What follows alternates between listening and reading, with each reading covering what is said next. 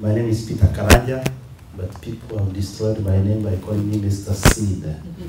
S-W-A-D. This is because of telling our people whatever you are doing in life, you are sowing a seed.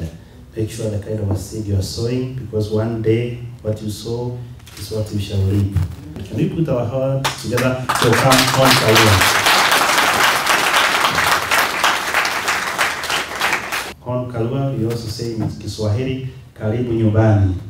Kwa sababu hapa ni watu wa nyumbani na tumekuja hapa kusikiliza na kusikia mambo ya nyumbani. I'll introduce myself first for those of you who don't know me. I'm Peter Karua, a NARC Kenya member and a NARC Kenya activist in the UK and in Kenya.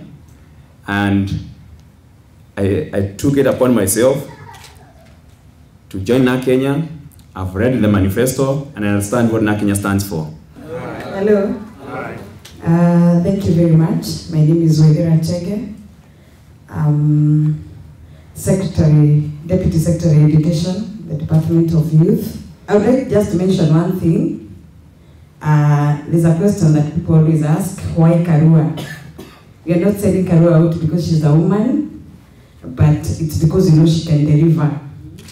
If you remember 2007 at KICC, all eyes were on Karua.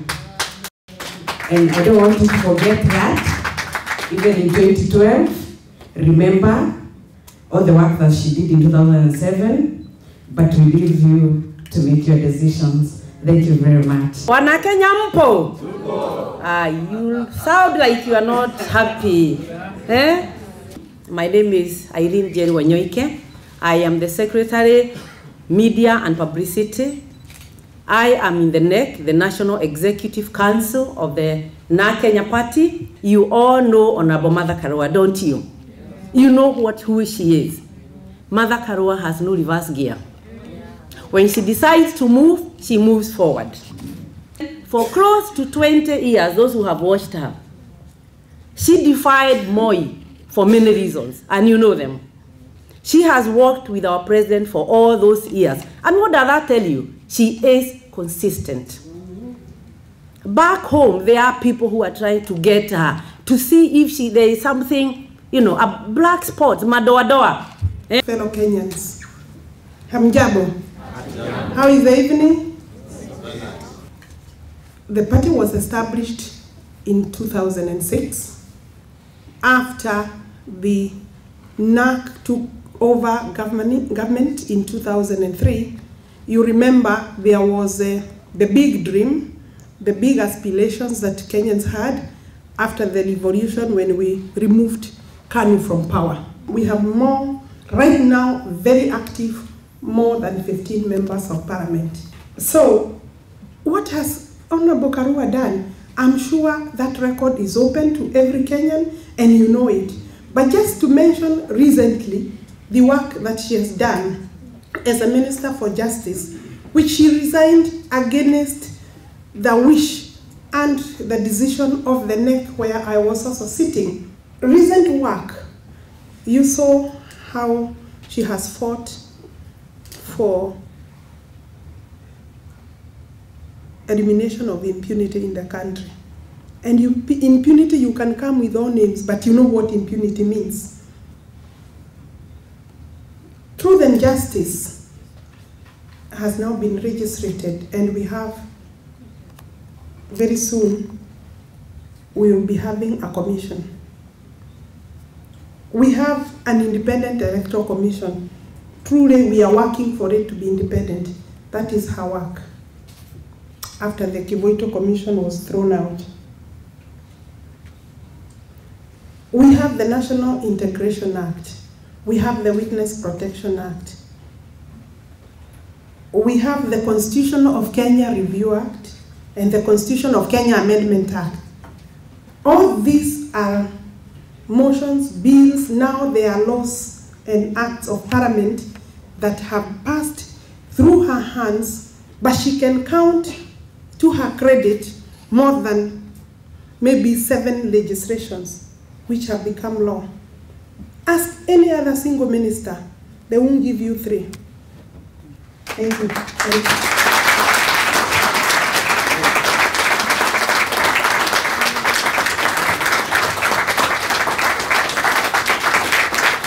Asanteni sana, amjamboni nyote. I said this lie is too much. Because even the literal will that was there to fight for reforms or to push the reform agenda went down from 40% during the good years, because 40% was the first Kibaki era. I would put our best performance at 40% of what we could have done. But 40% is a critical mass, and it did move the nation forward. At least you could see tangible results. But if we move from 40% towards zero, then there is really nothing one is doing. And that's why I called it quits. I cannot be articulating policy on fight against corruption. I cannot be talking about strategies to fight corruption when I'm aware that the fight against corruption has since been abandoned.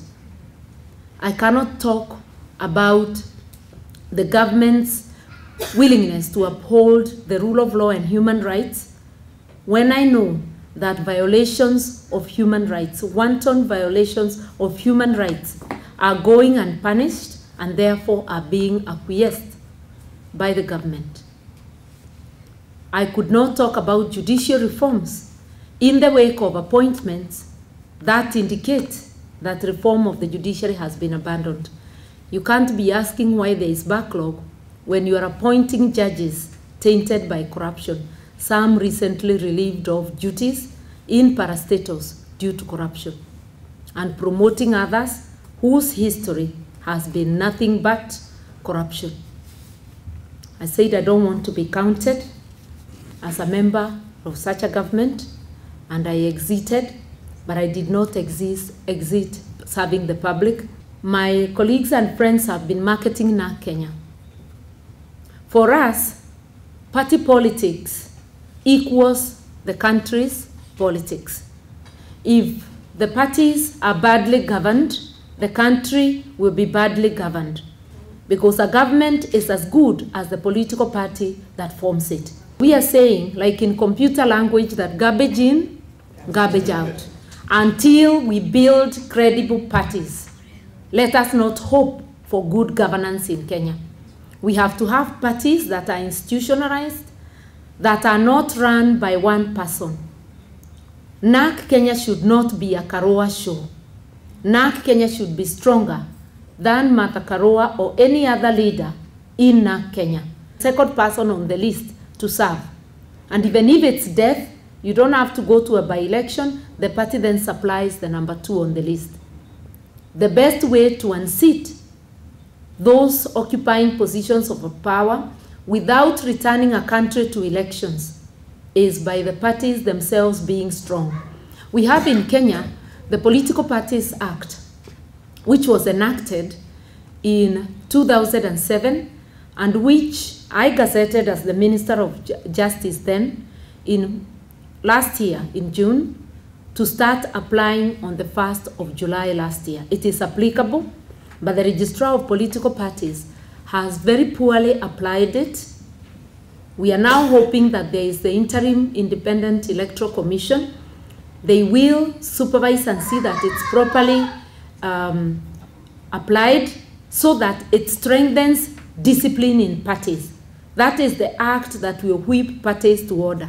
If a party does not practice internal democracy, if a party rigs in a nomination, then the Registrar of Political Parties can hear the dispute and can deregister such a party. If a party is involved in bribery or thuggery, violence, it can be deregistered and even stopped from participating in elections. But we have to see that discipline coming now, so that 2 or 3 years down the line when the elections are coming, we will have institutionalized good behavior as parties. Why must police come to the elections of political parties? Because we have taught our supporters and we ourselves as politicians, we are used to total indiscipline. Why there is violence is because we do not respect democracy. We call ourselves democratic without being democratic at all.